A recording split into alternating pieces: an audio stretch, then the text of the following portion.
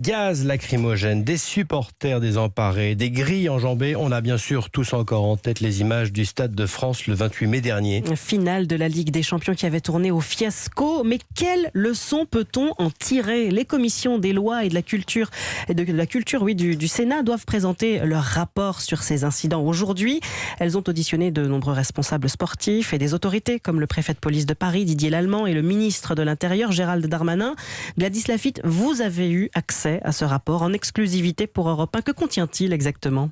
Une dizaine de préconisations pour que ce fiasco, je cite, ne se reproduise pas. Les responsabilités sont connues. Il s'agit maintenant d'avancer.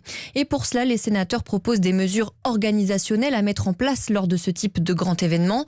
D'abord, une meilleure coordination, qu'il n'y ait qu'un seul et unique pilote de l'événement et plus une multitude d'acteurs.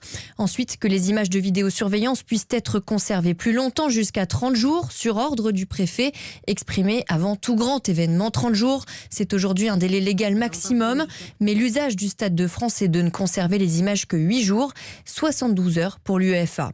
Autre préconisation, arrêter les billets papier. Bref, l'idée c'est de créer un système qui fonctionne, réplicable, peu importe les acteurs aux manettes.